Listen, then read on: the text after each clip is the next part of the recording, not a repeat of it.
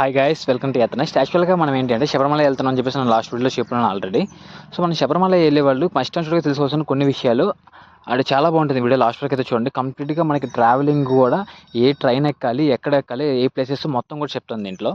And చాలామంది ఇప్పుడు ఇదిగోండి, ఇప్పుడు వచ్చేసి మనకు వచ్చేసి ఇరుముడి కడుతున్నారు అనమాట. ఇరుముడి కట్టేటప్పుడు ఇదిగోండి, ఇది ఒకసారి ప్రాసెస్ చూడండి. మస్ట్ అండ్ షుడ్గా ఇలా వచ్చేసి ఇదిగోండి, ఇలా విభూతులు వచ్చేసి స్వామివారి యొక్క విభూతి వేసిన తర్వాత దాని లోపల కర్పూరాలు అయితే వేస్తూనే ఉండాలి, అది కంప్లీట్ అయిపోయేంత వరకు.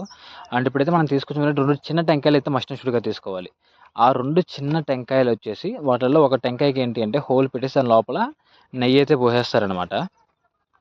చాలా అంటే చాలా బాగుంది అసలుకి. ఇదిగోండి, అండ్ ఇక్కడ ఏంటి అంటే చాలామంది అయ్యప్ప స్వామి మాలేసేటప్పుడు 41 డేస్ ఆ పైన వేస్తారు. కొంతమంది ఒక రోజు అని 5 డేస్ అనో లేకుంటే 12 డేస్ 21 డేస్ ఇలా వేస్తారు. పొరపాటును కూడా అలా వేయకండి. చాలామంది ఏదో వేయొచ్చు అని చెప్తారు, కానీ నేను అక్కడికి వెళ్ళిన తర్వాత కనుక్కున్న విషయం ఏంటి అంటే పొరపాటు కూడా అలా వేయొద్దు అని చెప్పారు. అసలు స్వామివారి మెట్లే 18 ఉంటాయి, మినిమం 18 రోజులు ఉండాలి, ఇంకంతకంటే తక్కువ వేయకూడదు. అసలు 18 కూడా ఉండకూడదు అంట. మాక్సిమం 41 నుంచి స్టార్ట్ అవుతుందని చెప్తున్నారు చాలామంది అయితే మాత్రం.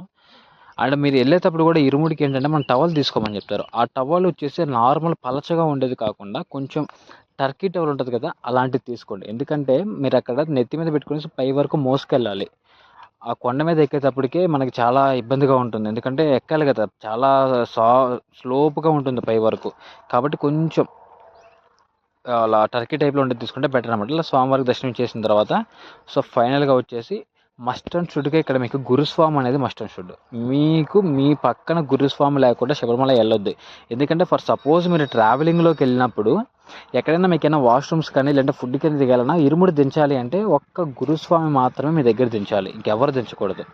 అండ్ మీరు ఇక్కడ నెల్లూరు లేకుంటే ఇంకొంచెం ముందు ఎక్కడి నుంచైనా ఉంటే మనకి నైట్ 9 గంటలకైతే మాత్రం మనకి శబరి ఎక్స్ప్రెస్ ఉంది. హ్యాపీగా శబరి ఎక్స్ప్రెస్లో వెళ్ళిపోవచ్చు.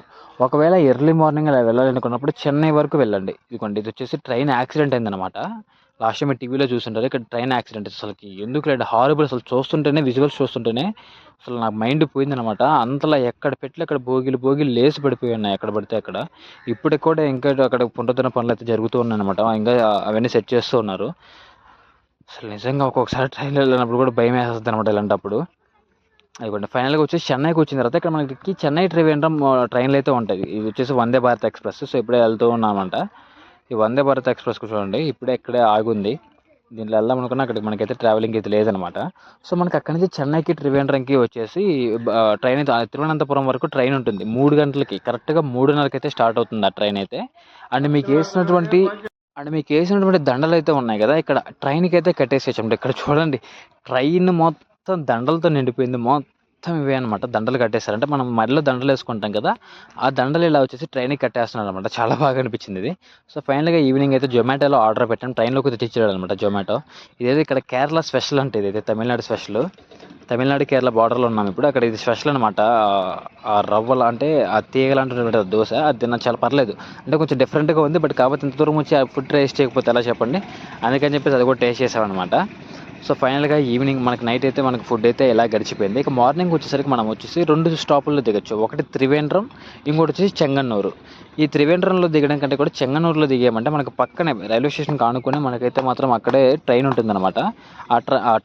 ట్రైన్ దిగ్గానే మనకు పక్కనే పంబాకి బస్సులు ఉంటాయి. 160 రూపాయలు తీసుకుంటారు పంబాకి అయితే మాత్రం. మనకు 2.5 అవర్ జర్నీ పడుతుంది. ఇదిగోండి, ఇదే అనమాట మనకైతే బస్సు. ఒక 2.5 అవర్ జర్నీ పడుతుంది. మ్యాక్సిమం అందరూ రైట్ సైడ్ కార్నర్లో కూర్చోండి, వేరే లెవెల్ వ్యూస్ ఉంటాయి. రైట్ సైడ్ కార్నర్లో కూర్చోండి, చాలా బాగుంటుంది లెఫ్ట్ సైడ్ కంటే కూడా. ఇక అంటే వచ్చేటప్పుడు లెఫ్ట్ సైడ్లో కూర్చోరు, స్టార్టింగ్ మాత్రం రైట్ సైడే కూర్చోండి, సూపర్గా ఉంటుంది. అండ్ మీకు వీడియో ఎలా అనిపించింది నాకైతే కామెంట్ చేయండి మర్చిపోకుండా. ఇది ఎర్లీ మార్నింగ్ అనమాట. ఇప్పుడు డైరెక్ట్గా పంబాకి వెళ్తున్నా. నెక్స్ట్ వీడియో మనకైతే మాత్రం ఆల్రెడీ నెక్స్ట్ వీడియోలో వస్తుంది. రిమైనింగ్ అక్కడ ఎలా ఉంది, లొకేషన్స్ ఎలా ఉన్నాయి కానీ రిమైనింగ్ మొత్తం కూడా నెక్స్ట్ వీడియోలో వచ్చేస్తుంది, మొత్తం ప్రొసీజర్ కొండ మీద కూడా. By by.